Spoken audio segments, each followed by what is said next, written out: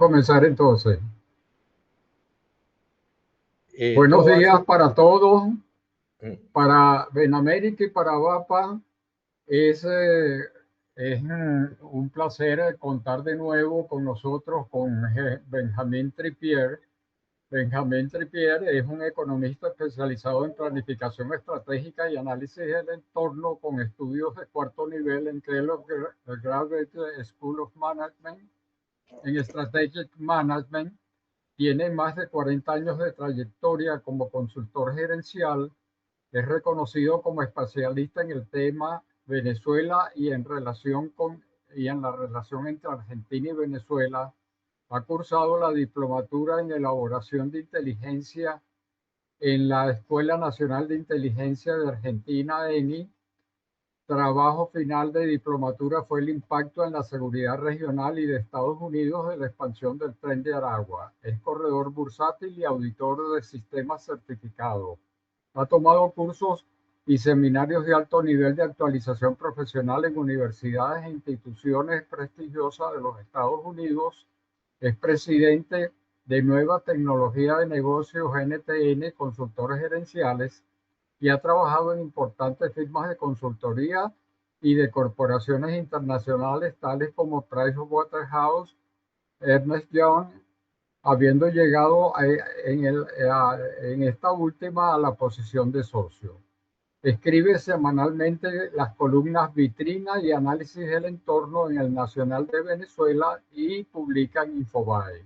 Es charlista frecuente de diferentes foros y entrevistas en medios de comunicación en Venezuela y Argentina debido a su conocimiento sobre los temas de economía gerencial y actualidad política y economía.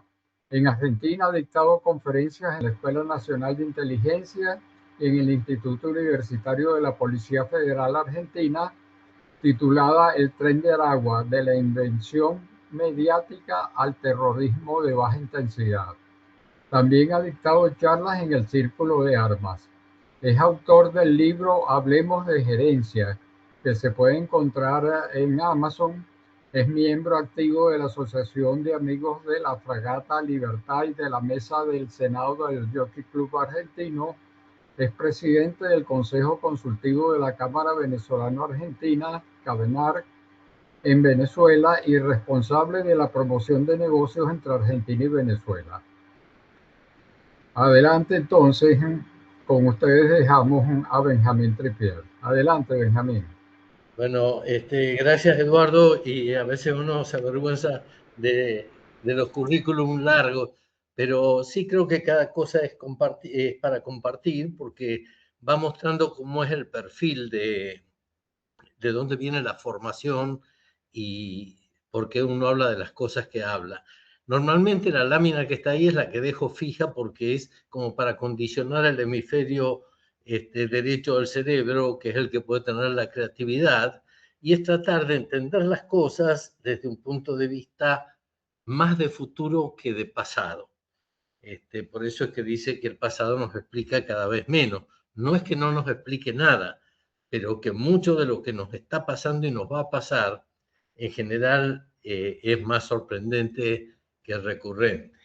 La conferencia a la que me invitaron, lo cual agradezco, es Venezuela Energética, mejor que antes, pero todavía lejos de estar bien, ¿no?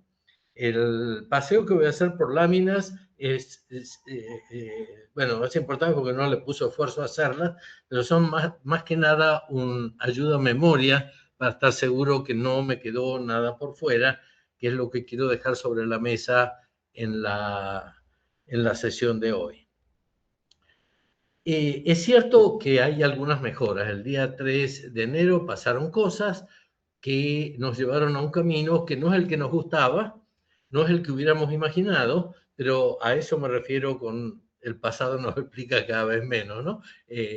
Una cantidad de sorpresas que a uno podrán gustarle más o menos, pero en realidad la realidad es del tamaño de una catedral, ¿no? Se empezó a mover un poquito más la parte en blanco de la producción, la parte en negro, que es la que mencionaba Ivana informalmente hace un rato, sigue siendo sigue siendo importante y sigue siendo el principal núcleo de flujo de caja, que ahora podemos notar que no es el que va al mercado, que no se convierte en mercado de dólares, porque la dolarización en Venezuela bajó a niveles impresionantes. Llegamos a estar en el 84% de transacciones en dólares a pasar al 17%, lo cual no significa que se haya dejado de utilizar al dólar como valor de referencia, como reserva de valor, nadie ahorra en bolívares, pero la parte transaccional se ha movido fuerte hacia el bolívar, especialmente por un invento estrictamente venezolano que es el pago móvil. Ese es un esquema que el día que se vaya a dolarizar, porque creo que es un camino que posiblemente deba ocurrir, en vez de transar y transferir bolívares, transferiremos dólares. Pero esto me lleva a que el 97% de la economía monetaria transaccional es digital. Y esa digitalización está apoyada o no apoyada suficiente en electricidad. Entonces, para que vean en qué cosas pequeñas, medianas o grandes están apoyadas en electricidad. El bienestar no subió y la electricidad pone el techo. Ya vamos a ver más adelante unas tablitas que les armé, que cada vez que aumenta un barril de petróleo hay quienes se alegran, pero uno sabe que algún barrio, alguna urbanización se quedó sin luz para que ese barril nuevo pueda subir, ¿no? El Producto Bruto llegó a estar en 400.000 millones de dólares en el año 99 y en el año 2024 llegó a estar, 2023-2024, a 70.000 millones de dólares. Hoy está, según la fuente, el Fondo Monetario dice 110.000, fuentes un poco más confiables del lado de adentro, porque el Fondo Monetario ve bosque, nosotros contamos árboles, está más cerca de los 90. Y esa diferencia entre 70.000 y 90.000 no le cambia la calidad, porque uno está acostumbrado a los números del Producto Bruto, cuantitativo, pero no el cualitativo. En realidad, el crecimiento de estos 90.000 ha sido más por actividades del orden petrolero o minero que por lo que es el resultado de la economía en general que se mueve. Por eso a veces se confunde ingreso petrolero con contribución del Producto Bruto Petrolero.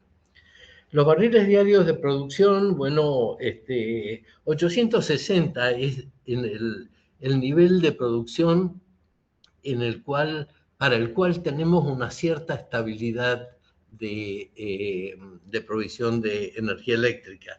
Y digo una cierta estabilidad porque es nuestra estabilidad en la cual seguimos teniendo apagones, en la cual medio país tiene restricciones serias, y para que Caracas esté prendida se apagan cosas, para que estos 860.000 funcionen también se apagan cosas. O sea, hoy en día, cada vez que lleguemos a los 900.000 o dicen llegamos al millón, es porque alguna ciudad se apagó. No hay otra explicación, porque si hay algo que es perfectamente medible y hay o no hay, lo tienes o no lo tienes, es la electricidad. Y habría que ver un poco ese nombre grueso, electricidad, cuando empiezas a descomponerlo, te encuentras, por ejemplo, con la visita de las 3 grandes empresas que estuvieron 2 semanas en Venezuela, General Electric, Siemens y Mitsubishi, que tienen un peso importante en la parte de generación, y que la traducción al español era: operacionalmente el sistema eléctrico está cerebralmente muerto. Ese fue como el resumen de ellos. No están preparados para invertir, porque en realidad nuestro tema que habría que solucionar no es de la generación hacia la distribución de última milla, sino al revés, de abajo hacia arriba, porque tenemos un embudo que es el sistema interconectado, que invito a cada uno de ustedes a que abran los brazos hacia adelante y se imagine que tiene otra persona igual abriendo los brazos hacia adelante y se tocan las puntas de los dedos, ese diámetro, esa circunferencia que se arma, es el ancho que tiene uno de los cables, cualquiera de los cables de este sistema interconectado. Digo todo esto un poco para que piensen en la excusa de la iguana o del samuro, porque además en el 1,5 metros, 2 metros cercano al cable, ya recibes un impacto que te puede tirar, por eso está a tanta altura y por eso están tan separados entre ellos. A lo único que son vulnerables es al fuego en general y a, ¿cómo se llama?, al crecimiento de la vegetación que puede afectar, ¿no? Y, bueno, el tema de la inflación es algo que difícilmente se controle porque las fuentes de la inflación no están siendo atacadas, ¿no? Porque inclusive cuando uno pueda pensar que la dolarización te para la inflación, y la inflación tiene un efecto importante que es la inercia. Y tú podrás darle un golpe seco como podía haber sido en Argentina con la caja de conversión que le puso un freno a la inflación, pero se convirtió en una olla de presión que en cuanto se destapó pegó el salto más alto de su historia, ¿no?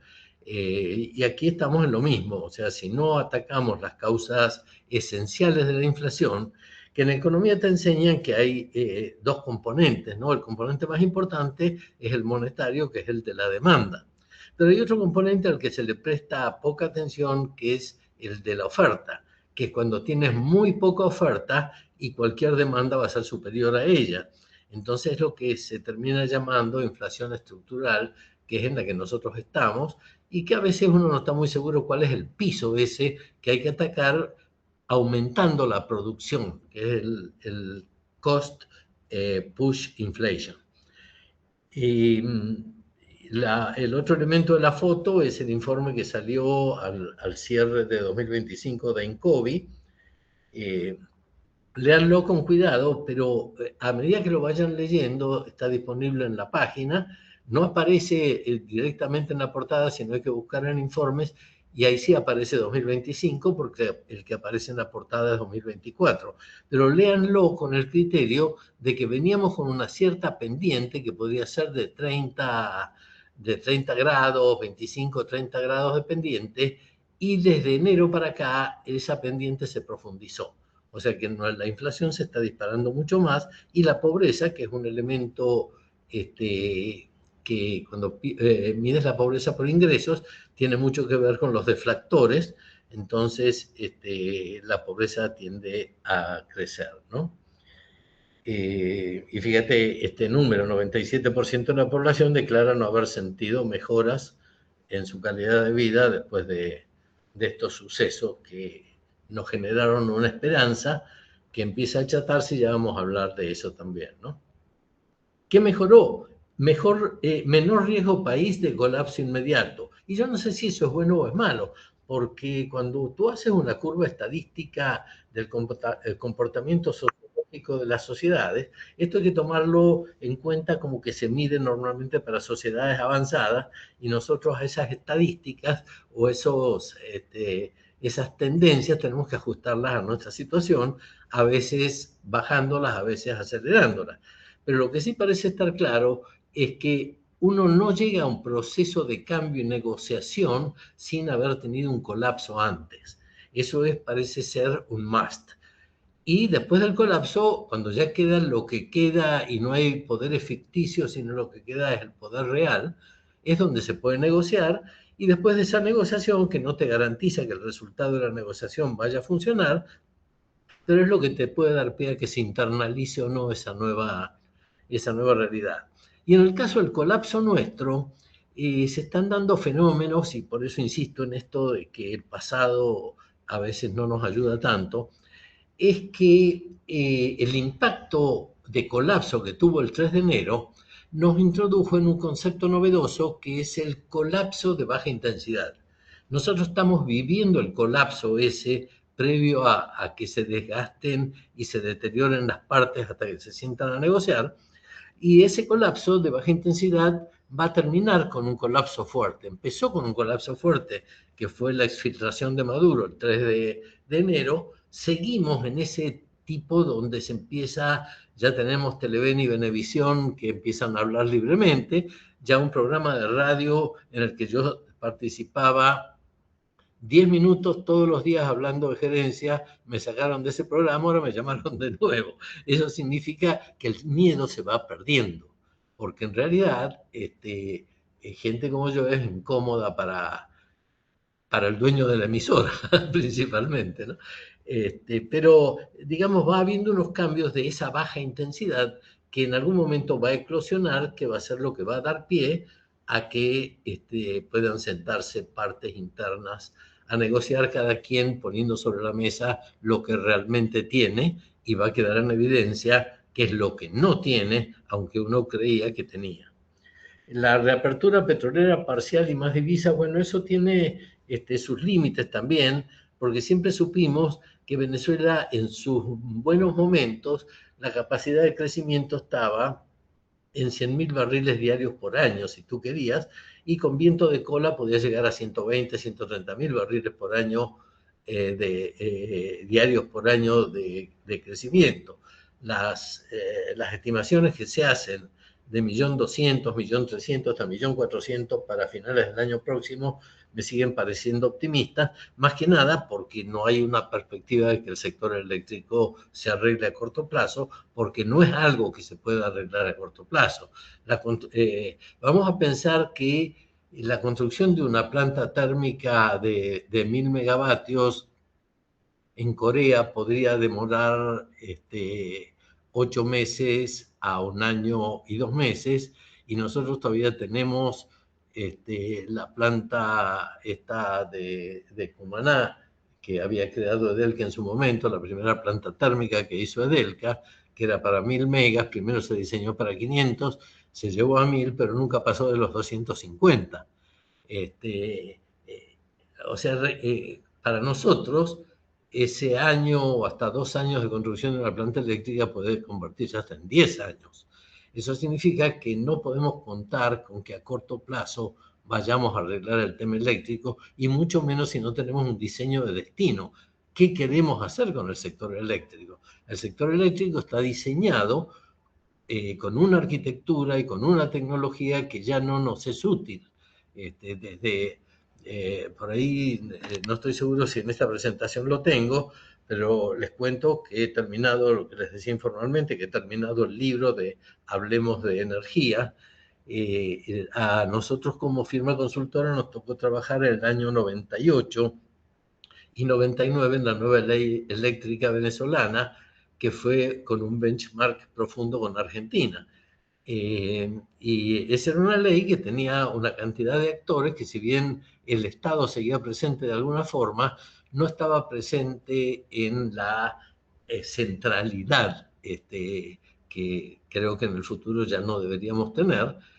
Pero ahí había una cantidad de actores que se compensaban mutuamente, la prioridad de despacho de las plantas, la posibilidad de que en un mismo río hubiera 2 o 3 plantas de distintos dueños, que en este momento las 4 plantas del Caroní, más las 3 que se pueden hacer en el Caroní medio y Caroní alto, podrían ser de distintos dueños y son solamente de uno.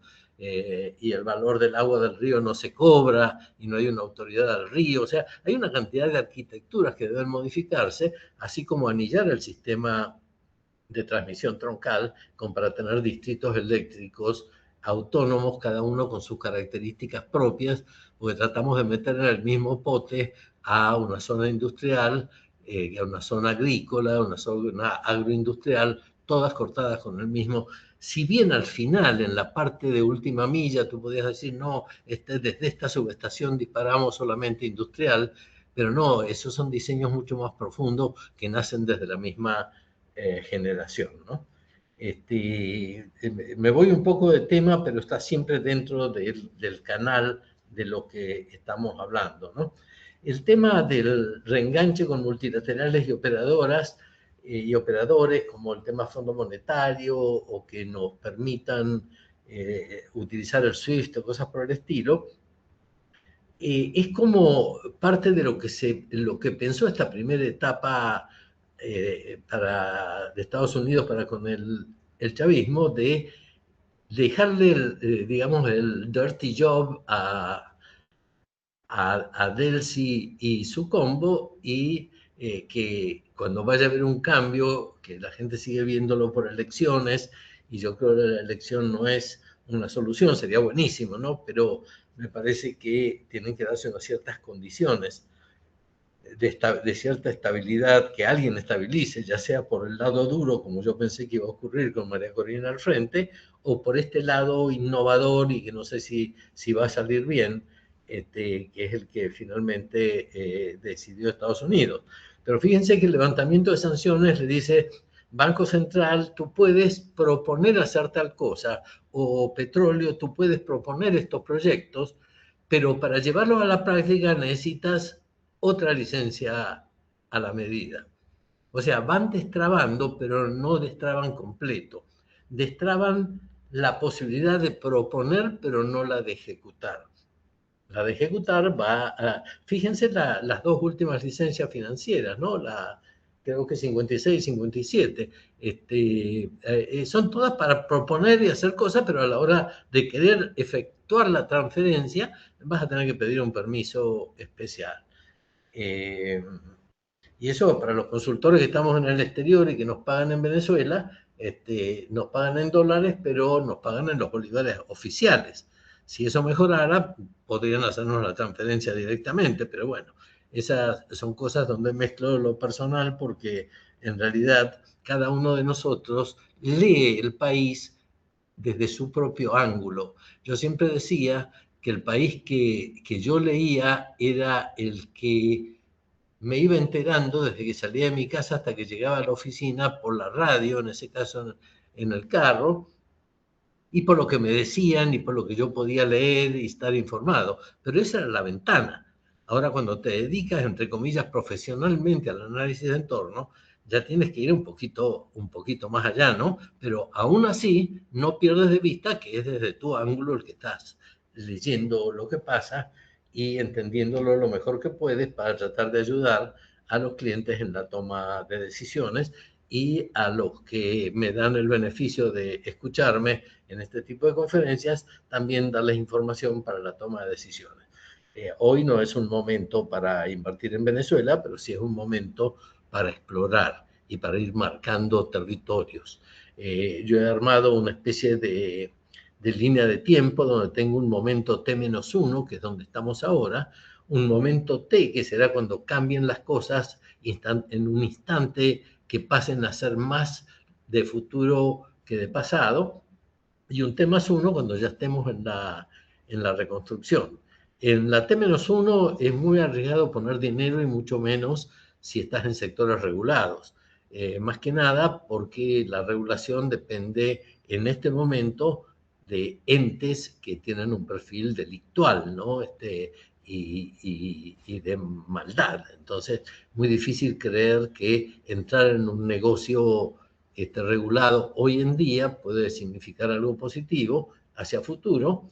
Y si tú eres serio, fíjense, anoche en una conferencia en la que estuve, donde nos hablaban cómo la juez Kreplat, que la tenemos en muchos casos nosotros, que fue la sucesora del juez Griesa en Nueva York, falló en contra de YPF Argentina, en contra de Argentina, y la Cámara de Apelaciones revocó el fallo. Entonces se hablaba de seriedad, y la interpretación que daba seriedad, que viene la palabra serie, de acciones continuas, consistentes en el tiempo. Que algo serio es algo continuo, consistente en el tiempo. Bueno, eso no, no está pasando hoy con las autoridades que están llevando esto. Por eso hablamos de legitimidad política insuficiente, por eso es irreal esto de que vayamos ilegítimamente o sin la legitimidad suficiente a negociar por el tema Guyana o el Esequibo. Eso es algo que habría que pasarlo para mucho más adelante, cuando tengamos negociadores que despierten algún tipo de respeto o algo por el estilo. Inflación muy alta, la mejora es muy frágil y prendida con alfileres. Es más esperanzas y expectativas, que son las que mueven las cosas, pero uno no tiene que perder de vista las realidades de dónde estamos parados, ¿no?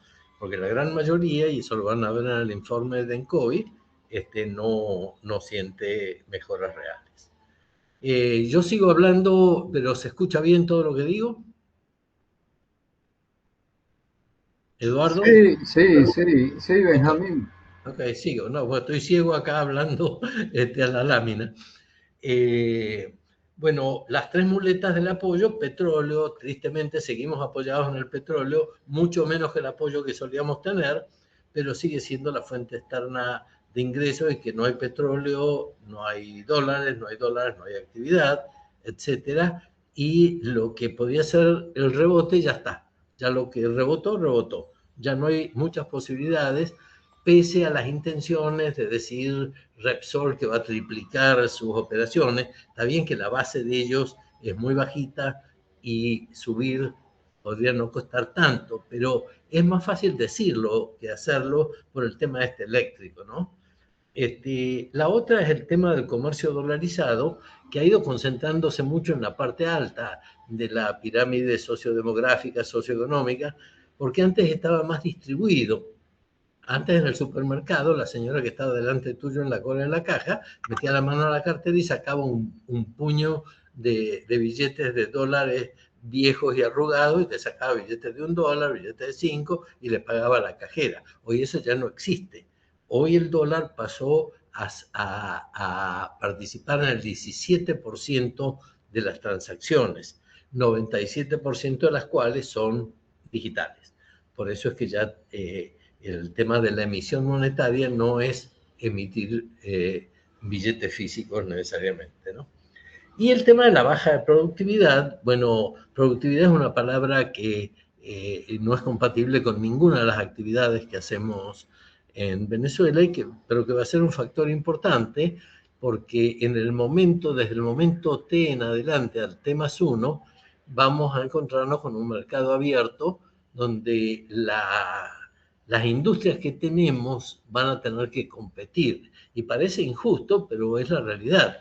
Ya no tenemos tiempo ni oportunidad de los años 60 con la CEPAL, que decíamos, bueno, hay que proteger a la industria incipiente. La nuestra no es incipiente. La nuestra es una industria antigua que por muchísimas razones, no siempre atribuibles al industrial, a veces sí, porque terminamos como país convirtiéndonos en una especie de industria al servicio de las ventajas que nos daba el Estado, por un tipo de cambio, por lo que sea, y eso sabemos que una productividad, una competitividad sostenida en tipo de cambio, no es ni competitividad ni productividad, ¿no? El petróleo volvió a darle aire al país, la estrategia sostenible no es volver al rentismo, pero estamos en eso, sino usar la renta para reconstruir reglas. Mientras esté esta gente en el poder, eso no va a pasar, porque la información que vino, creo que de Naciones Unidas la semana pasada, es que de cada $2 que puedan entrar, uno se lo roban. Uno pensaba que era un poquito menos, pero no, es eso, y si dicen que es medio, debe ser porque es 60 o 70%. Y sí, sin diversificación, el país no sale de la trampa. Pero es que cuando venga la apertura, nos van a sacar de la trampa de un solo golpe. Y si no hacemos algo nosotros mismos para empezar a planificar, por eso hablo que en el periodo T-1 es donde hay que empezar a revisar estrategias y escenarios para cuando llegue el momento T. Es un producto que nosotros llamamos refrescamiento de la estrategia, porque a lo mejor no tienes que cambiar la estrategia porque es tu core business, es lo que sabes hacer, etcétera. Pero por lo menos la tienes que revisar en cuanto a tu capacidad de subsistencia ante un ambiente de competencia o de apertura, ¿no? Y ahí estoy dirigiéndome más a la pyme, porque resulta que las grandes empresas nuestras son pymes pequeñas en los Estados Unidos y en los mercados grandes. Entonces, tenemos que pensar en los reajustes estratégicos individuales, porque estos elementos no vienen top-down, sino son bottom-up. Si cada empresa no toma una actitud para reposicionarse. La van a reposicionar de un solo golpe y lo más probable es que no sobreviva al impacto.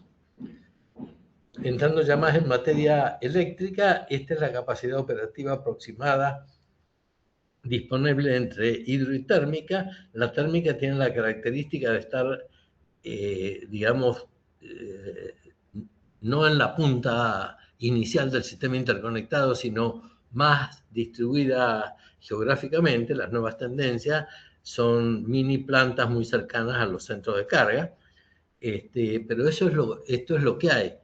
Pero de eso llega un 70% al final del embudo del sistema interconectado, ¿no?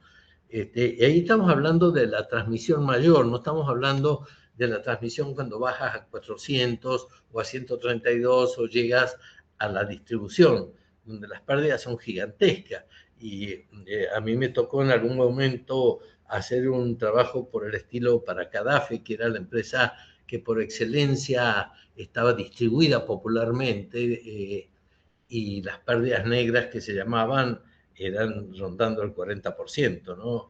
Y para corregir una pérdida negra antes tienes que saber dónde está, y saber dónde está no es tan sencillo ni con la tecnología que tenemos, ni con las herramientas con que cuentan los héroes que mantienen día a día la luz prendida en las urbanizaciones nuestras.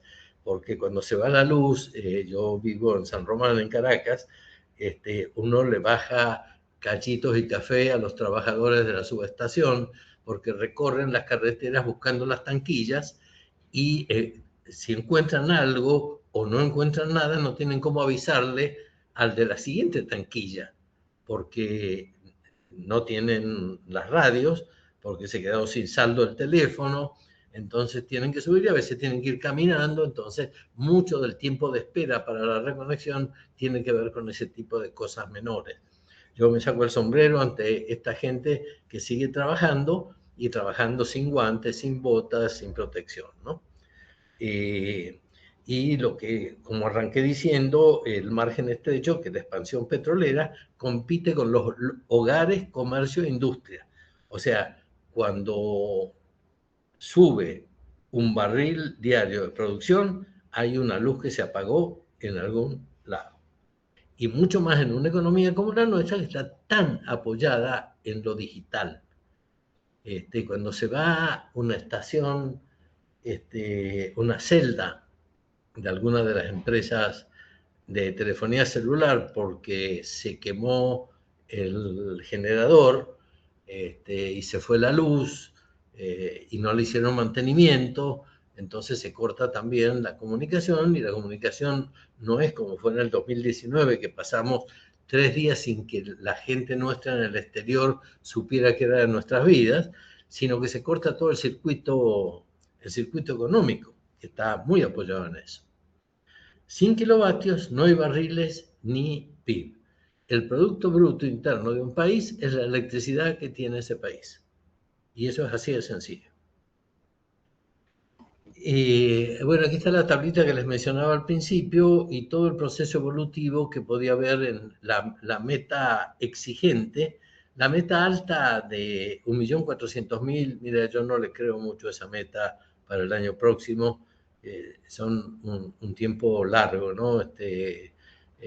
Yo veo que para ser un poco coherentes con las necesidades del país, habría que tratar de consolidar 800, 900.000 barriles, consolidarlos y tratar de empezar a trabajar en el resto de la sociedad, porque ese es el lado débil, la parte más fina de la cabulla, que es la que se puede cortar primero, porque esto de pérdida del miedo, de la comunicación Televen y Venevisión pudiendo decir, y esta radio que no la nombro todavía porque no sé si realmente entró en la estrategia de liberación, pero la gente se va a cansar y, y ahí puede venir el tema del cambio de escenario.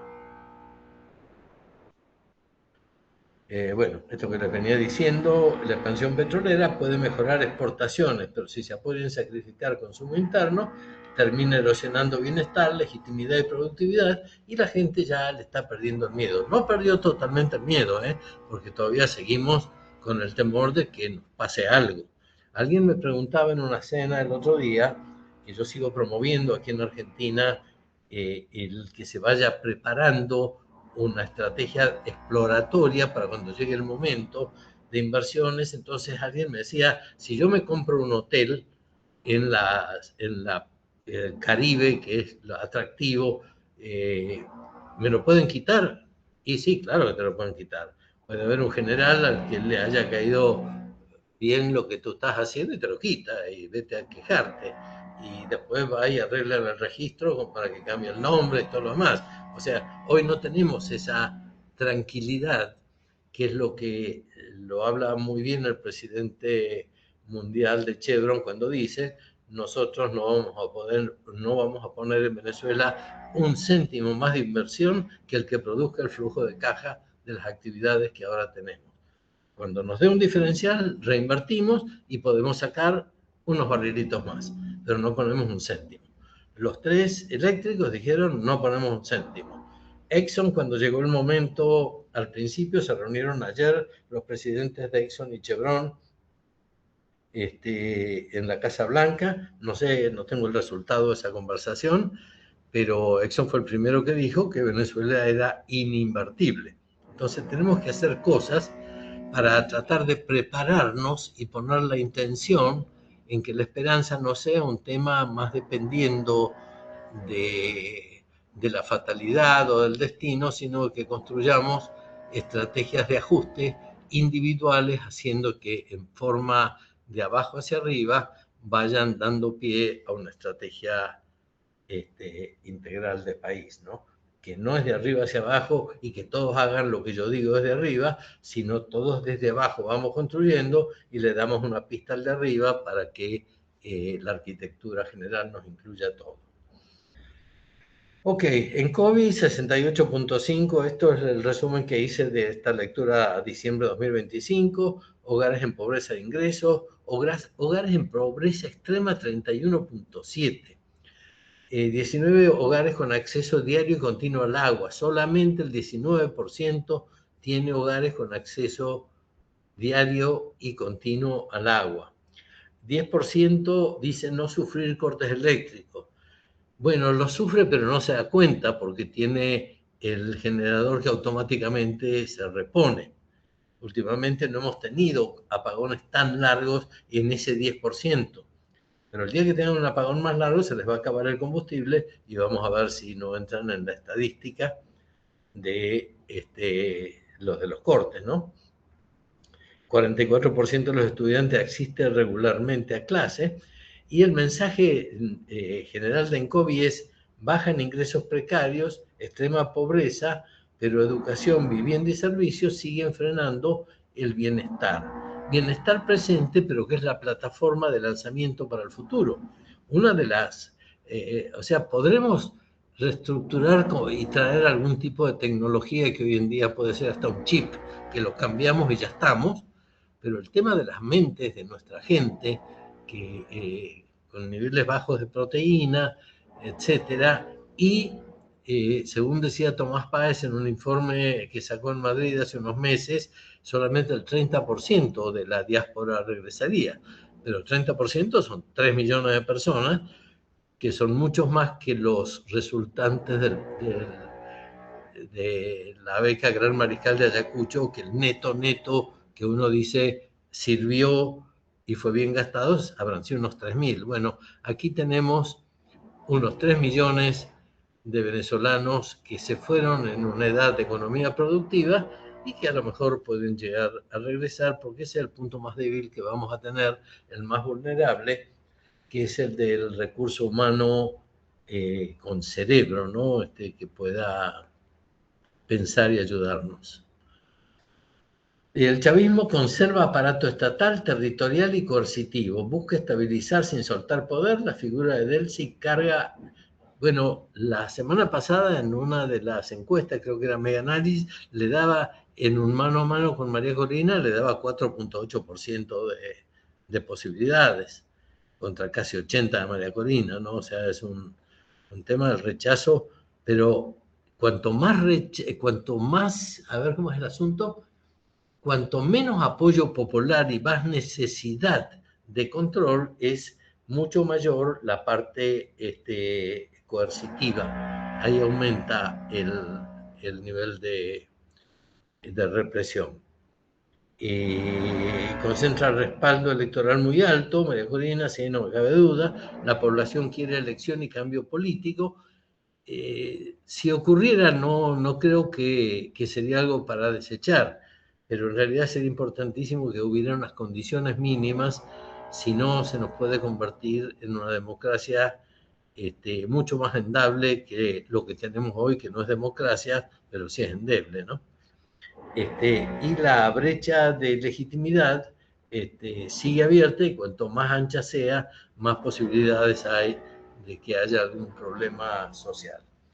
Los americanos lo ven de una manera distinta. Ellos ven grandes números de arriba, pero tienen el mandato top-down, pero el bottom-up lo tiene el equipo de María Corina. O sea, María Corina diseñó la toma de posesión y de gobierno de abajo hacia arriba, que es a donde se encuentra que los Estados Unidos, con el plan Trump, Rubio, Barrett, no llega a tocar, porque ellos están en un nivel muy alto, queda una capa en el aire, y en el nivel bajo no llega nada.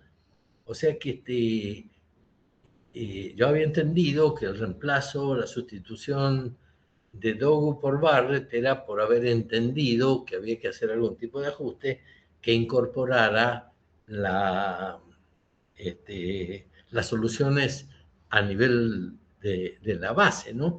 Que es realmente la gente que realmente necesita soluciones casi inmediatas. Pero no se ve que vaya a ocurrir, a menos que de la base surjan movimientos.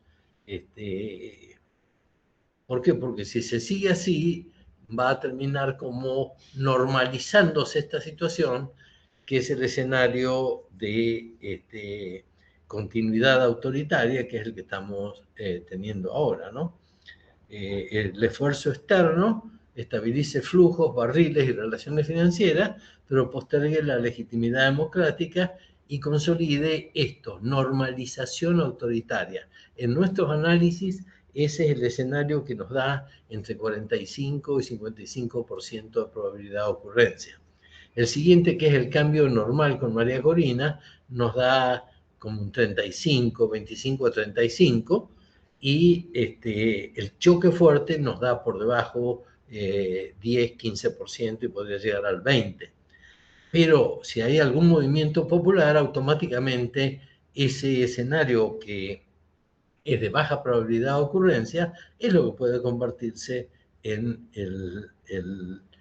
¿cómo se llama esto? El vehículo disparador que dio pie a las primaveras árabes en su momento, que uno nunca sabe cuál va a ser ese vehículo, porque si se supiera, todo el mundo estaría haciéndolo, y no es el caso.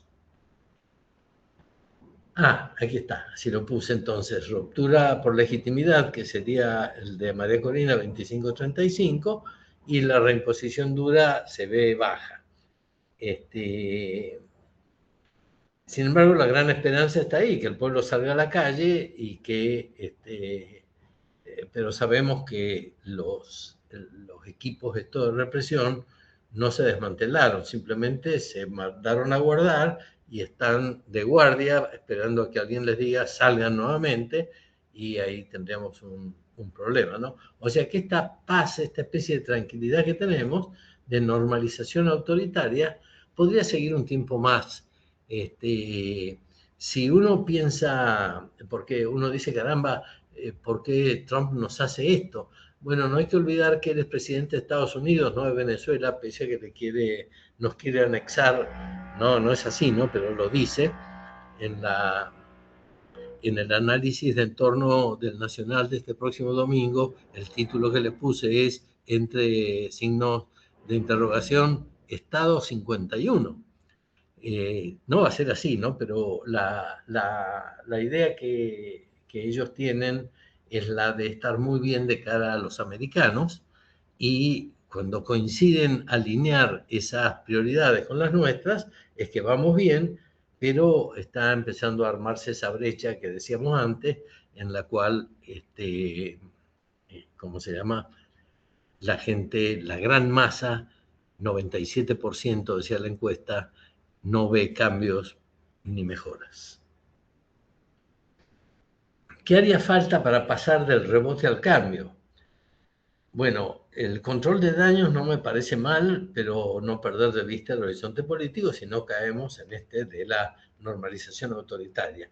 Piensa en eso, que el chavismo es un especialista y hay que sacarse el sombrero en manejo de las comunicaciones y de las creencias y de lo que ellos llaman resignificación. Ellos te pueden llegar a convencer, no a ustedes ni a mí, pero sí a una gran masa, de que lo mejor que se puede lograr es lo que ya se ha logrado y que de ahí no va a haber mejora.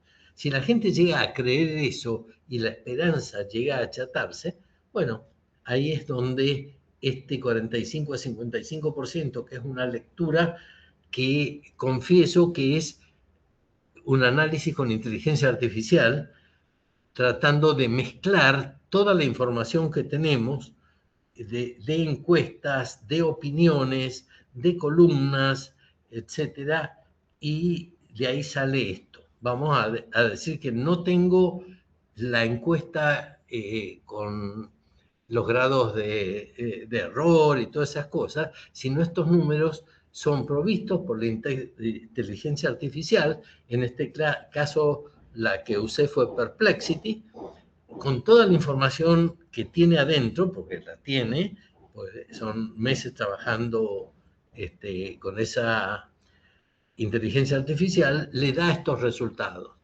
Y yo tiendo a creer que se parece mucho a lo que mi sentido común me indicaría que está ocurriendo.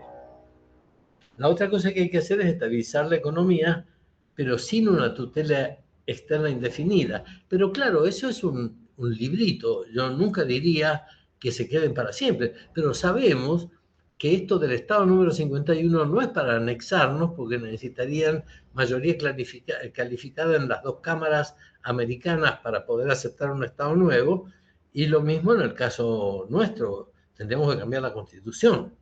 Es algo que, claro, que se puede hacer cuando eres vencedor de una guerra, entonces haces lo que te parece, pero en nuestro caso sabemos que a lo que se refiere es que se van a quedar mucho tiempo.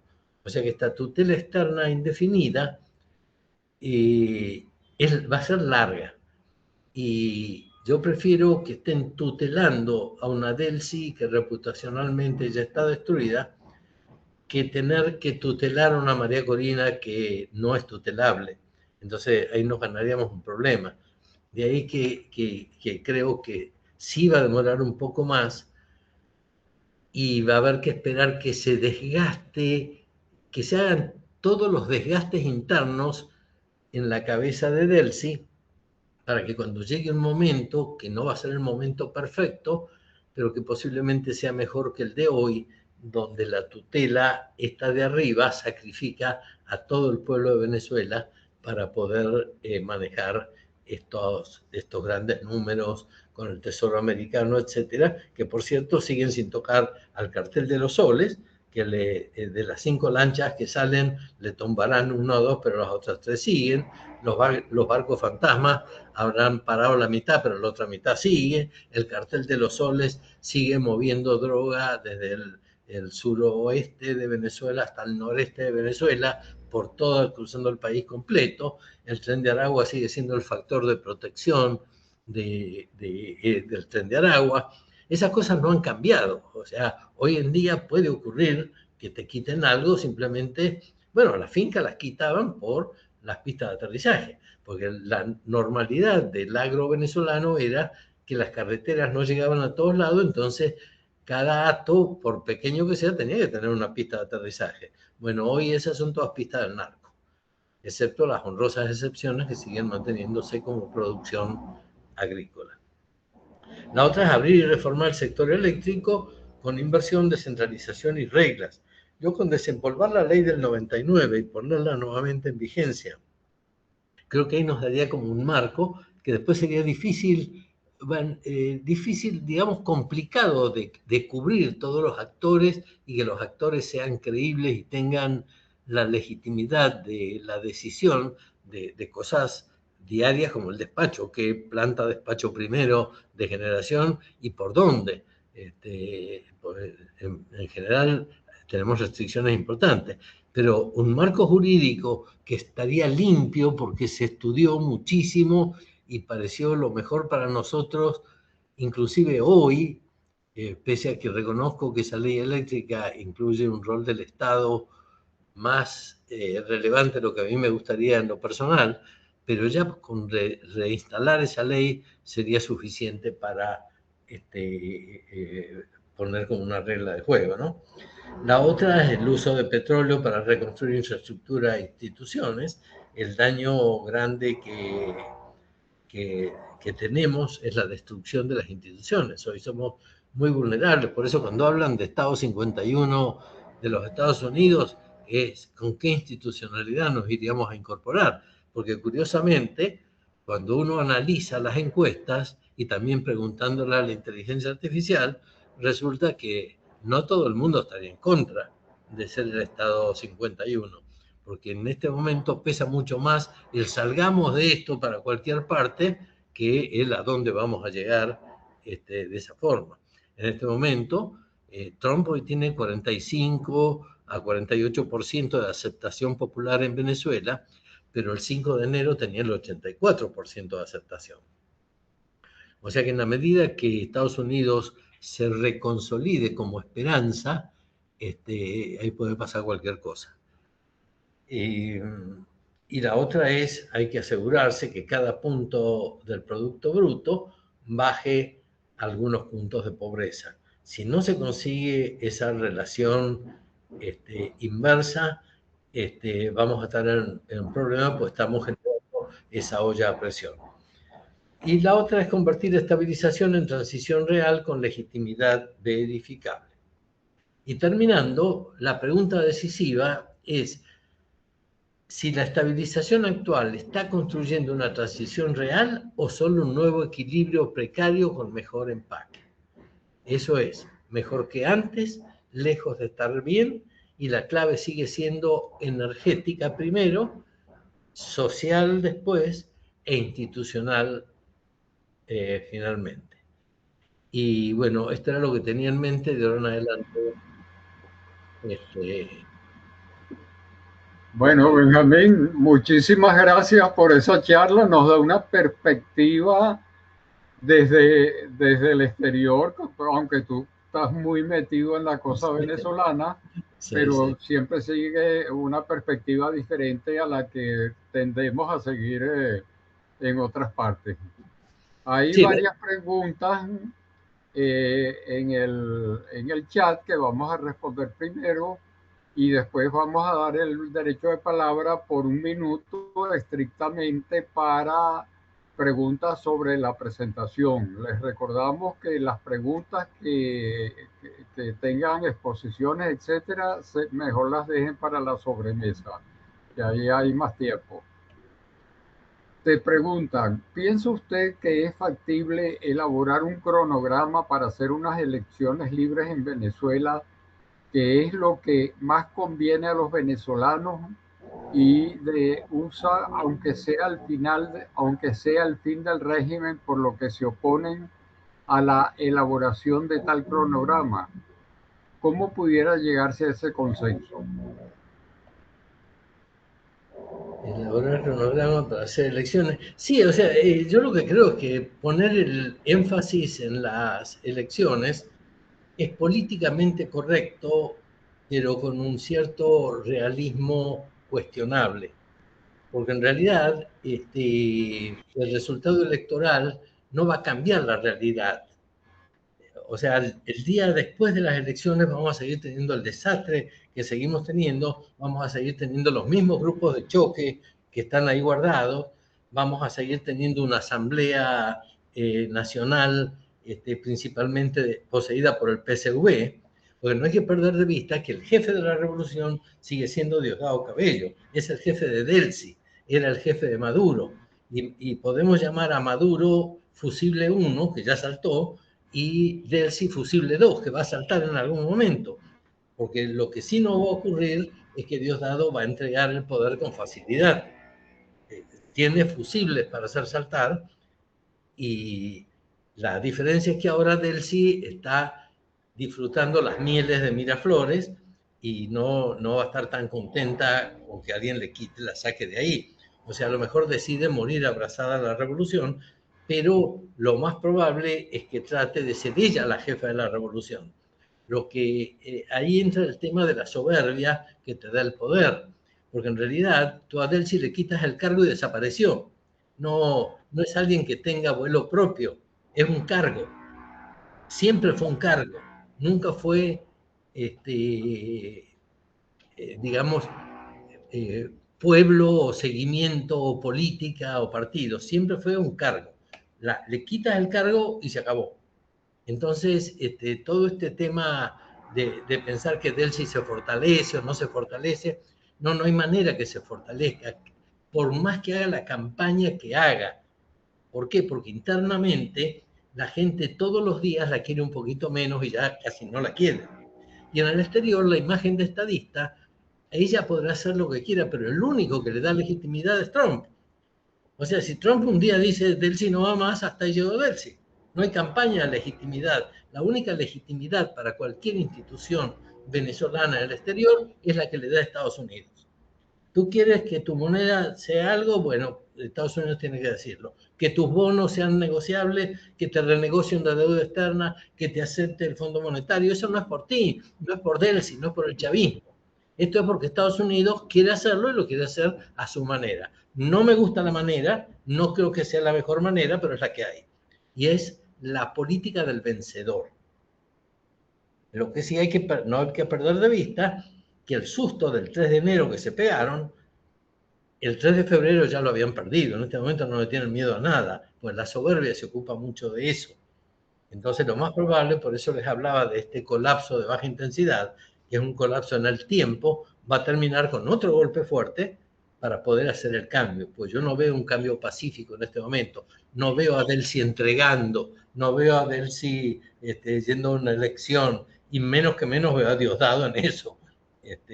Así que en realidad, más que cronograma, yo lo que diría es que hay que buscar que desde adentro hagamos alguna contribución. La Carulla sigue cerrada.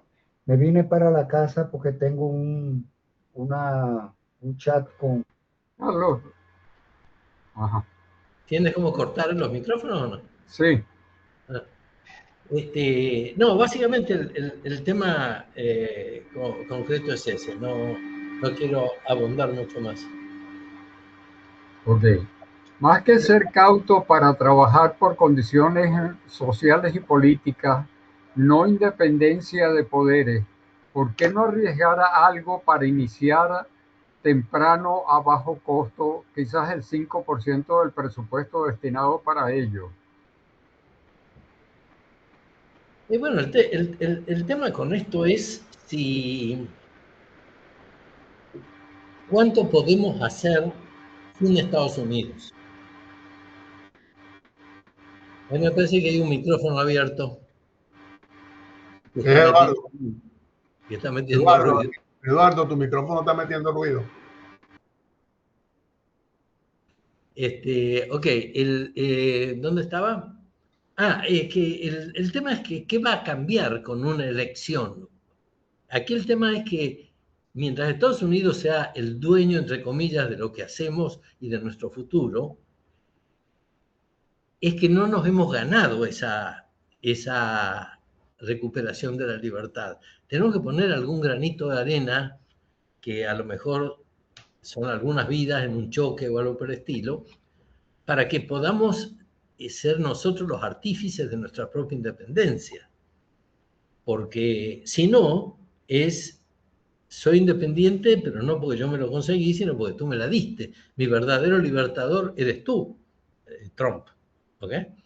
Y a mí no me cabe duda que con el mandato de Trump o con las elecciones de noviembre va a cambiar algo, porque tradicionalmente el presidente en ejercicio pierde las elecciones de medio término. En este caso, con lo disruptivo que es Trump y con lo que está haciendo, creo que no las va a perder, porque si las pierde va a perderlas por poquito, porque en realidad pintó de azul el mapa de Estados Unidos en la elección presidencial. Y eso, digan lo que digan, no se pierde de un día para otro. Pero básicamente creo que tenemos que poner de nuestra parte, cada quien en su trinchera. Por eso yo decía al principio que las columnas desde afuera son mi trinchera, porque adentro el riesgo de libertad y hasta de vida podría ser alto. Entonces peleo desde donde puedo. Pero, digamos, debía ser masivo, debía ser empresarial, debiera haber como más deseos de una especie de patriotismo independentista, y a eso no lo he escuchado de empresarios, de banqueros, ni de los políticos de la Asamblea Nacional, ¿no? En fin, no sé si eso responde, ¿no? Pero lo cierto es que nos espera un tiempito más de Delcy y Trump. María Corina, me imagino que está reciclándose para ajustar estrategias, porque a la larga va a haber que aplicar todo lo que ella dijo, porque ella es la única que tiene un plan para cambiar las cosas en la base. En algún momento eso va a tener que funcionar, pero necesitas tener una legitimidad política, tienes que tener que la gente, que no salgan los grupos de choque a matarte o a incendiarte algo porque estás produciendo un cambio positivo. Y eso no va a desaparecer de un momento para otro.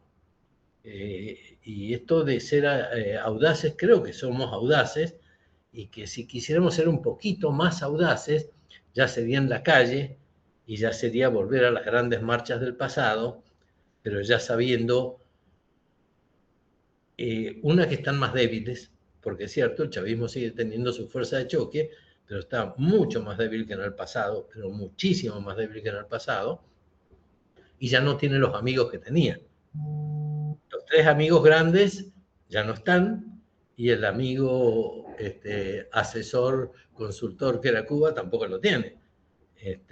O sea, hoy el chavismo está disminuido y a lo mejor es el momento de hacer ese movimiento bottom-up para poder decirle a Estados Unidos, mira que nosotros aquí también estamos peleando por la libertad, que no eres tú solo el que está arriesgando vida de tus soldados para la libertad de Venezuela. Aquí te dicen, Delcy no se está desgastando, todo lo contrario, está tomando vuelo y está en una campaña de incrementar su imagen de estadista. ¿Realmente crees que el tutelaje la está desgastando? No, el tutelaje le está dando la única legitimidad que tiene y que podría tener alguna vez. Mientras el régimen diga, está bien, eres maravillosa, ella va a seguir donde está. Pero en cuanto el régimen le diga, ya no eres maravillosa, desapareció. Yo creo que está perdiendo plata, mejor dicho, debe estar robándosela por algún lado, con este asunto de armar imagen. No hay manera, es una persona con un desprestigio. Él es la CFO, la gerente de finanzas del Cartel de los Soles, eso no puede cambiar. O sea, no hay manera de que tenga una imagen de estadista, pese a que actúe como tal, pero piensa que eso ocurre así. Le levantaron la sanción para ir a La Haya porque Marco Rubio dijo, está bien, levántensela. Fue a Trinidad porque Marco Rubio dijo, recibió a Petro porque Marco Rubio la dejó. O sea, no hace nada por su cuenta. Lo más que puede hacer es hacer declaraciones revolucionarias, porque lo que aprendió Trump con el tiempo es que las declaraciones, cuando las pones en un contexto de guerra híbrida, sí son brutales, pero cuando las pones en el tipo que está sobreviviendo, hoy en día tú no le crees una declaración a Irán, por ejemplo. Sin embargo, cuando Trump dice algo sobre Irán, le crees un poquito más a él que al otro. Y así, es cuestión de legitimidad, y Delcy no la tiene. Puede ser que se atornille, no me cabe duda, van a estirar lo más que puedan. Pero no por Delcy, es por Diosdado. Diosdado es el que es capaz de matarnos a todos y arrastrarnos a todos con tal de quedarse. ¿Cuánto tiempo más estima usted que la situación actual se mantendría? Mira, mínimo finales de este año y pudiera ser el año próximo completo. Lo único que podría cambiar el statu quo creo que es algún movimiento de calle muy fuerte y que tenga consecuencias. Porque si no, no encuentro ningún argumento ni ningún elemento que tú digas que esto puede cambiar.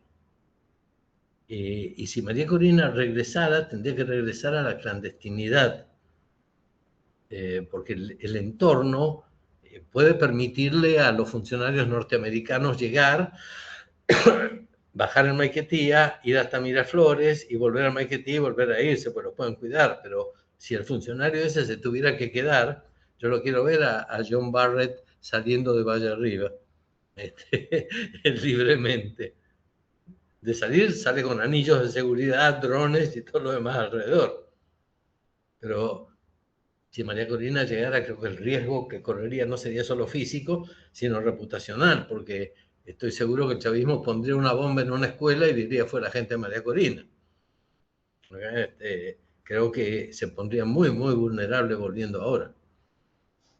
Creo que vamos a tener un tiempito más de tutelaje. Esto del Estado 51 no es otra cosa que empezar a generar la sensación de que van a estar mucho tiempo ellos acá. ¿Qué estrategia debería seguirse para que Diosdado salga del poder? ¿Qué escenarios visualiza para posibles cambios en Venezuela si las elecciones de medio término de Estados Unidos la ganan los demócratas? Bueno, no va a cambiar mucho, insisto, el cambio en el Congreso, pues nada de lo que está haciendo Trump hasta ahora necesita aprobación del Congreso. Él, sabiendo que tiene la mayoría, lo consulta y le dan a favor. Pero si llegan a ganar los demócratas, no los va a consultar directamente, punto. Pero es usual que el segundo, porque llegan a mitad de mandato los presidentes americanos muy desgastados por las cosas que hacen. Y como Trump es disruptivo, llega más desgastado. Entonces, hay una probabilidad de que pierda, pero eso no creo que cambie la estrategia hacia Venezuela. No creo que Delcy, con un poco, a lo mejor la soberbia la hace pensar distinto, pero no creo que por sentido común piense que la estrategia, que ella se va a ver beneficiada porque ganen los demócratas. Porque eso es el Congreso, no es el Poder Ejecutivo. Y la siguiente elección, ahí van a estar o Vance o Rubio como sucesores y van a ser más fuertes que Trump en el caso de Venezuela, no les quepa duda. No, yo creo que esto va a durar un tiempo más con tutelaje, porque María Corina no se va a dejar tutelar y Delcy no tiene más remedio que dejarse tutelar y Trump necesita tutelar. Entonces, en ese contexto, uno dice, mira, tiene sentido pensar que va a seguir y esta baja intensidad de colapso la van a hacer durar. Los únicos que podemos cortar esos tiempos somos nosotros, produciendo un colapso interno que haga ver a Estados Unidos que tiene que cambiar. Pareciera que Delcy y su combo se están atornillando en el poder y una manifestación del pueblo se ve lejos. ¿No cree usted que Estados Unidos debería acelerar el proceso logrando que los principales actores sean removidos? Claro, lo que pasa es que Estados Unidos no tiene la capacidad de bajar a ese nivel de detalle. Estados Unidos puede llegar hasta donde está llegando, es lo máximo que puede hacer. A menos que haga esto de remover, pero para remover tiene que ser un ataque militar. Y ya sería un ataque militar un poquito más de 45 minutos. Pues estás hablando de remover. La lista larga que tiene Estados Unidos son 2.000 funcionarios, la lista corta son 200 funcionarios. Tú para remover eso lo tienes que hacer con pie en el terreno y con una invasión. Entonces el tema es, no sé si queremos que haya una invasión, no sé si ellos quieren hacer una invasión. Pero eso de atornillarse sí es lo que quiere. es lo que quiere atornillarse, pero ella depende de que Estados Unidos la deje. Y ella va a tratar de quedarse lo más que pueda. Pero las negras también juegan. Ellos ya no tienen ni a Cuba, ni a Rusia, ni a China, ni a Irán. Están solos y si bien están perdiendo el miedo de lo que le pasó a Maduro, porque ya no le creen a Trump, dicen, no, ¿qué va a hacer? Acuérdense que a Maduro se lo llevan porque él mismo en esos días estaba diciendo, no, que ¿cómo es que nos van a atacar? Bueno, sí los pueden atacar, pero no sé si entra dentro de las prioridades de Estados Unidos el tema venezolano. Está sobre la mesa, pero no sé qué pasó en la reunión con China, no sé si Venezuela tuvo un rol ahí, no creo, por el tipo de perfil que tiene, pero en algún momento se tiene que haber nombrado a Venezuela por el hecho del espacio geopolítico de Latinoamérica. Es posible que dentro del gran paquete, pero no creo que haya sido un tema específico de una reunión de ese calibre. Ahí estás hablando del choque de dos mundos gigantes.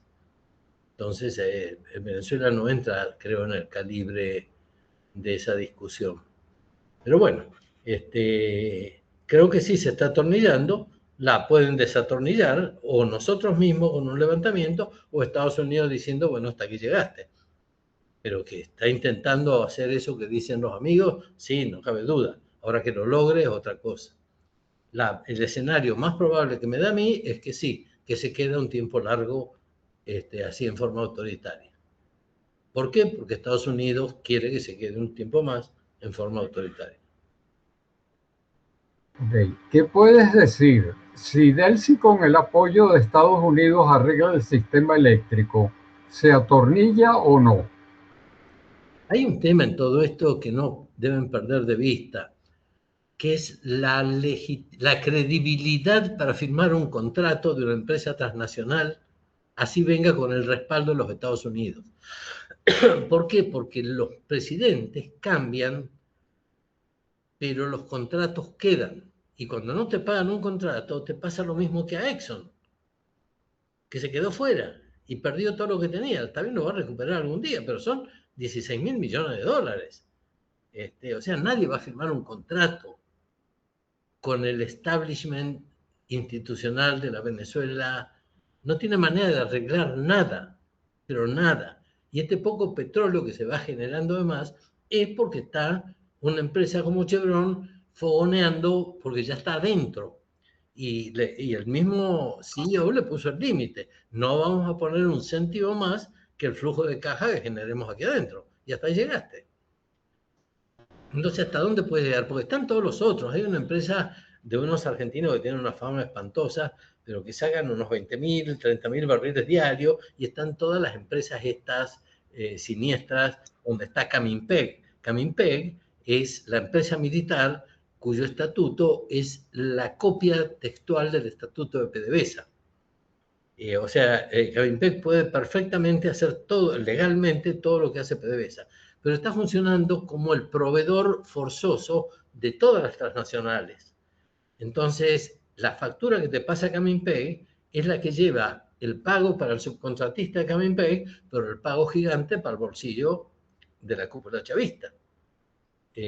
Bueno, Caminpeg es un poco el paraguas de todas estas empresas que alguien estaba mencionando antes de arrancar la charla, que es el petróleo, pues a estos 800.000 barriles, con Chevron solamente no llegas. Con Chevron más Morrell Prom tampoco llegas. Con Repsol tampoco llegas.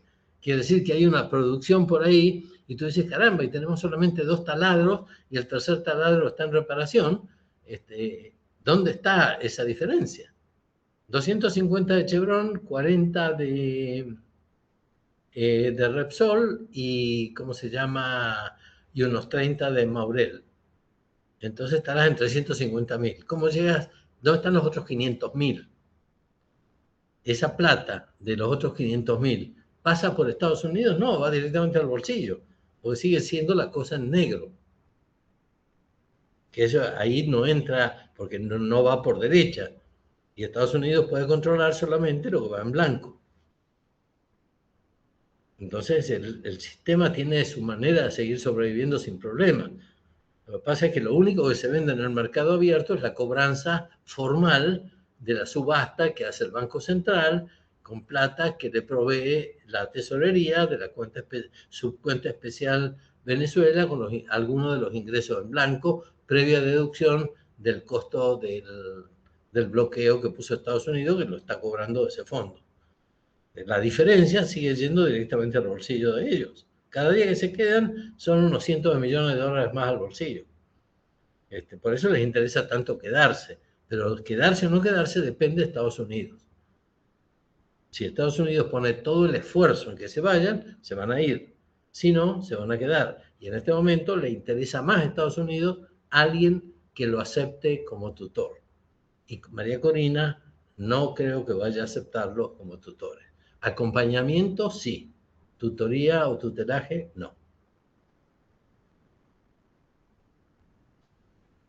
Tienes cortado el micrófono, Eduardo.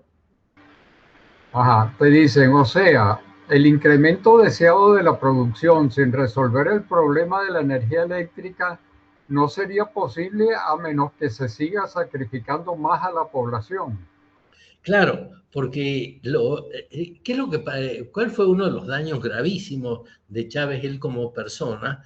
Que fue incorporar la autogeneración de PDVSA al sistema interconectado. PDVSA siempre estuvo aislada con su propio sistema de electricidad, hasta que empezó a ser chupada por él. Entonces hoy siempre la producción petrolera tiene la posibilidad del gas asociado a la producción, pero eso requiere una infraestructura que no está en todas partes.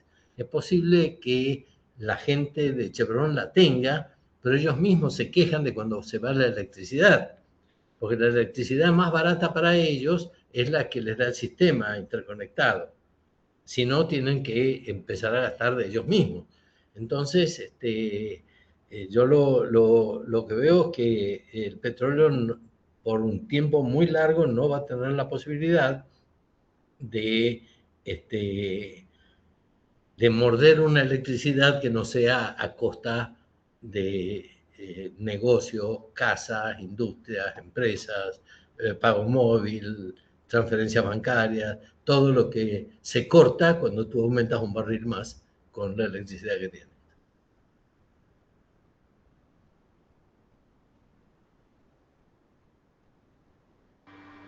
Preguntan qué estrategia debería seguirse para que Diosdado salga del poder. Así, esa la habíamos visto antes.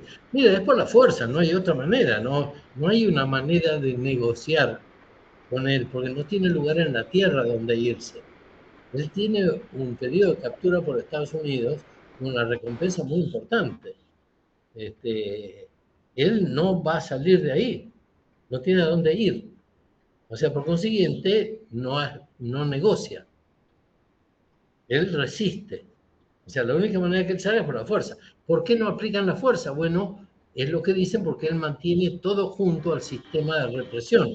Que si él no estuviera, esos se dispersarían y podrían volver a la selva o a donde sea a convertirse en grupos irregulares tipo guerrilla.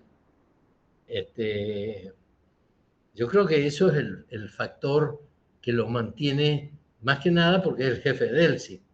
Entonces, de alguna manera, él tiene una cierta legitimidad interna con el chavismo y Estados Unidos sabe que él es el que mantiene el control sobre todas esas fuerzas. Entonces es más fácil que salir de Delcy que salir de Diosdado. Él sí está atornillado, ¿ves? Los CPP se comprometieron este año con 300.000 barriles por día. Son empresas muy cuestionadas, pero se están moviendo para incrementar la producción. Bueno, te vuelvo al numerito sencillo. Cuando entró el chavismo, teníamos 128 taladros. Hoy tenemos 2 taladros y un tercero en reparación. ¿Tú crees que se pueden aumentar 300.000 barriles con la electricidad que hay y con los taladros que hay.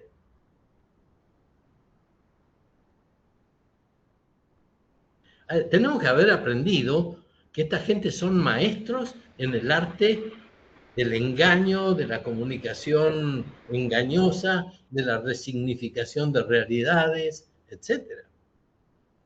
Hay que sacársele el sombrero. El castrismo tenía esa capacidad, pero con el devenir de la tecnología, que los cubanos nunca pudieron tener acceso a Internet como para poder manejar redes y especializarse en eso lo hizo Venezuela, lo hicieron los sistemas de inteligencia del chavismo. La junta muy aplaudida de Trump con el presidente chino fue exitosa. ¿Cree usted que los chinos saldrán de la industria petrolera venezolana? Todo indica que los chinos seguirán en Venezuela con los campos petroleros y sacando su crudo hacia su país. Sí, es lo más probable que eso sea respetable, porque Trump es un tipo de negocios y sabe que si te deben plata la tienes que pagar. Entonces es muy posible que tengan un espacio muy propio los chinos, como una excepción, y que solamente es pagando deuda y deben haber auditado la deuda, etc. Pero los chinos en realidad se fueron de Venezuela de todo lo que hacían por el nivel de corrupción brutal que había. Fíjate, para que los chinos se escandalicen de la corrupción, hay que ver. Bueno, con esto terminan las preguntas del chat. Vamos entonces a dar el derecho de palabra. Está anotado primero Dino Movino. Les recordamos que fue estrictamente por 1 minuto y para hacer preguntas sobre el tema van a tener un timer en la parte superior derecha que les va indicando cómo se consume ese minuto. Adelante, Dino. Muchas gracias. ¿Me escuchan bien? Sí. Bueno, muchas gracias. Mucho gusto, señor Trippier. Y gracias a todos los coordinadores, tanto a Carlos como a Eduardo y a todos los que están presentes en este webinar. Señor Trippier, yo voy a reformular la pregunta que hice. Entendía el tema de las empresas grandes, no las que ya están, sino las grandes que están acostumbradas a trabajar en otros países con grandes problemas, como en África, por ejemplo, o como hoy en día un poco en Asia. Entonces, yo hablaba de audacia en el sentido de que si bien sabemos que Venezuela es un país que tiene sus restricciones, todos sus problemas de independencia de todos los poderes, ¿por qué no entrar con un 5% del presupuesto destinado y por lo menos empezar a hacer los estudios, conocer el ambiente? Cualquier empresa del mundo, europeas, americanas, argentinas, americanas, y empezar con estudios, con politólogos que hagan y poder empezar con los mangobajitos que tenemos, los pozos que tenemos, que solamente a bajo costo, reparándolos, podemos incrementar un volumen interesante de producción, señor. Tiempo, Dino. Sí, mira, ahora sí entendí la pregunta y estoy de acuerdo contigo porque estamos en el momento T-1, que es el que en las charlas que doy, anteanoche di una en un club muy exclusivo de aquí de Argentina, el Círculo de Armas, hablando de las posibilidades de inversión en Venezuela. Y estoy de acuerdo contigo. Pero pasa lo siguiente, en este momento tendrían preocupación los argentinos, ¿no?, de siendo argentinos estar en Venezuela y que los metan presos para intercambiarlos por alguien. Esa sería una. Para hablarte de algo chiquito como podría ser alguien que quiera ir a invertir en turismo, porque estoy de acuerdo contigo. Pero las empresas grandes, para ese 5%, no dependen del oportunismo del vicepresidente de mercado. Depende de la consultoría jurídica. Entonces, cuando le mandas la consulta a la consultoría jurídica de Exxon, de Chevron, de Conoco, te va a decir, ni se te ocurra, no tienes nada jurídico que te proteja. No gastes ni siquiera el 5%. ¿Ok?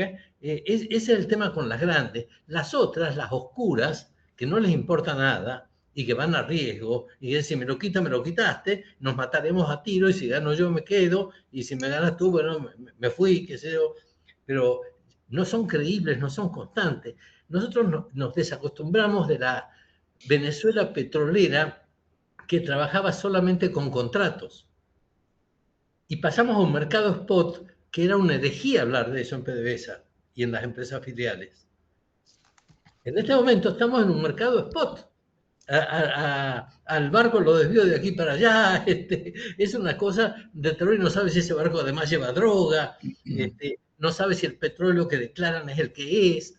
Y si es el que es, si tiene la cantidad de agua que dicen que tiene. Y cuando llega tienen que volver a medir, lo que hace un costo mucho más alto. Que tienen que ser petroleros más chicos porque los grandes no tienen manera de operarlo y todo eso levanta los costos.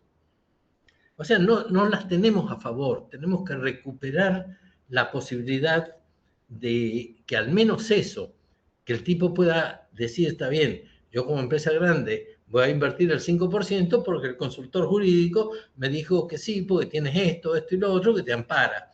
Y el argentino que quiere construir el hotel, que pueda llegar a ver en la zona de playa que empresa sin que lo rapten, ¿okay? Algo por el estilo. Estamos en un problema serio, pero por lo menos hoy ya hay una conciencia general del problema que tenemos y estamos ¿nos quedamos con la tranquilidad de que Trump sea el que nos salve o hacemos algo por nosotros mismos? No, señor Trippier. Tiene la palabra Jorge Cancoff. Bueno, muy buenas tardes. Excelente análisis y presentación, señor Trippier. Quería oír su opinión sobre, primero, Donald Trump saca a Maduro y, por otro lado, deja a Delcy Rodríguez y a su banda de delincuentes manejando el país. ¿No cree usted que, dada la presencia de China y Rusia en Venezuela, hubo algún acuerdo con estos países para no sacar todavía a este grupo y evitar un confrontamiento con estas dos superpotencias? Bueno, es muy posible, ¿no? Porque hay veces, yo creo que lo principal, lo que primó es el beneficio de Estados Unidos. En un momento coincidió el beneficio de Estados Unidos con el beneficio de Venezuela. Y posiblemente haya coincidido con el beneficio de Rusia y de China. Pero en el momento en que estos dos intereses no estén alineados con lo que quiere hacer Estados Unidos, bueno, hasta ahí llegaron. Fíjate que con China está teniendo el acuerdo, pues estoy seguro que va a ser así, de que siga cobrando, porque eso ya se había hablado antes de esta reunión. No estoy seguro si en este viaje hablaron de Venezuela, porque me parece que los temas eran mucho más grandes, pero ya le habían permitido a Venezuela seguir enviando a China y a la India ciertos, o sea, estaban blanqueando ciertos petróleos que se los asignaban como que eran de PDVSA, pero en realidad PDVSA no tiene la capacidad de producir, son estas empresitas que mencionaban, que son cosas bien complicadas y digamos que no son consistentes, algo por el estilo. Entonces, digamos que lo que manda es el interés de Estados Unidos y eso va a seguir siendo así. Y en la medida que el interés de Estados Unidos coincida con el interés nuestro, estaremos contentos, cuando no, nos pondremos tristes como ahora. Pero los rusos ya saben que en esta parte del mundo no tienen que estar, ya se ha venido, o sea, Rosneft y todas esas, ya se ha venido en su momento por las sanciones. Habían vendido su parte, inclusive tuvieron que vender las acciones que tenían en Citgo. O sea, los rusos los corrieron mucho antes de esto. No creo que sean un actor relevante para nosotros hoy en día. China sí, y China va a seguir cobrando. Estoy seguro que va a cobrar sus 16.000 millones de dólares completos y en petróleo. Ahora, si ese petróleo es a costa de que Estados Unidos no reciba el petróleo para las refinerías, pues no hay que olvidarse que las refinerías del Golfo en general se diseñaron un poco a la medida de Venezuela, era todo un ecosistema importante. Cuando Venezuela sale de ese mapa, empiezan a utilizar un petróleo equivalente que es el que viene de Alberta en Canadá, cuyo transporte es muchísimo más caro que el que sale de cualquier planta de las nuestras. Entonces ya hay cupos. Ya Estados Unidos ya tiene los cupos que sabe que va a recibir poquito, pero es lo que recibe. Ahora, si le va a afectar ese cupo lo de China, bueno, China se quedó afuera. Y cuando vuelva a ver esa diferencia, bueno, se va para China. Ya permitieron que vaya embarques para China y para India. El tema son las navieras, los seguros. O sea, no está sencillo para Venezuela reinsertarse en la complejidad del mundo de los negocios en general y petrolero en particular. Aquí en Argentina apareció una moda de los cafés de especialidad y no hay café venezolano acá. Hay uno que es fama de América, pero es hecho en Argentina, así que no es... Sería espectacular poder exportar café venezolano porque es de lo mejor que yo he probado en el mundo. Y sin embargo, no tienes una ruta de barco para venir para acá, para empezar. Tienes que hacer cosas rarísimas para que vayas con un seguro carísimo hasta Cartagena o Panamá y ahí te pasen un barco que sí tenga la ruta hacia Argentina, entonces ya tiene una cantidad de costos por encima que te sacan de competitividad. Yo creo que les decía, yo soy el presidente del Consejo Consultivo de la Cámara Argentina. Estoy en permanente intento de lograr que en ese plan Marshall, en la parte agrícola, que Argentina tiene una competitividad importante, que en la parte eléctrica, que la ley de Caldera fue a imagen y semejanza de la ley argentina, y hay toda una parte institucional que se puede reconstituir y reconstruir sin chavismo, pero con chavismo, por más que cambies y le pongas los actores, va a seguir mal. Bueno, vamos a cerrar entonces con Carlos Sánchez, que es el último anotado. Entonces, tiene la palabra Carlos Sánchez. Benjamín, si entiendo bien tu análisis, el tiempo que tenemos para lograr una transición bajo la situación actual es mucho más allá de un año y medio, 2 años. Eso nos pone, bueno, y que la única forma de lograr un cambio, una transición mucho más acelerada, es a través de un levantamiento popular, ¿okay? Interno. Ese levantamiento popular interno requiere de un liderazgo que no está en Venezuela en este momento. Entonces, yo pienso, bueno, si ese liderazgo no está en Venezuela, no, entendí también que tú consideras que no es prudente que ese liderazgo regrese en este momento a Venezuela por los riesgos. Oye, en 2 años Trump ya no está en el poder y perderemos el tutelaje. Entonces, ¿cuál es la situación? O sea, hay que hacer algo, o sea, hay que hacer algo en este momento, no se puede esperar, habrá que correr algún riesgo, habrá que buscar otras opciones, pero no se puede sentar uno a esperar qué va a pasar, porque sabemos lo que va a pasar. Bueno, sabemos que el juego del chavismo es estirar lo más que pueda para que algo lo salve en el futuro. Cuanto más tiempo estén ahí, no es que ganan legitimidad, ganan tiempo.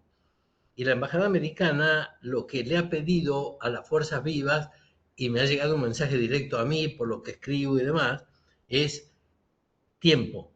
Necesitamos que nos den tiempo para poder hacer los cambios. Pero lo que ellos no saben, porque no viven al chavismo desde adentro como nosotros, es que ese tiempo también lo usan ellos para buscar mecanismos para estirarse en el tiempo. Entonces ahí estamos en algo donde estamos como en una trampa de la cual tenemos que salir de una manera, ese colapso, o sea, no hay manera de que podamos sentarnos a construir algo nuevo sin un colapso previo. Y ese colapso o son los americanos haciendo un desastre militar o somos nosotros saliendo a la calle y dando vuelta a las cosas. Entonces la pregunta es, ¿María Corina volvería para ponerse al frente de una marcha gigante que no pare hasta Miraflores, apoyada por un comando de una fuerza tipo Wagner, pero americana? No lo sé, pero pareciera que vamos quedándonos cortos de opciones.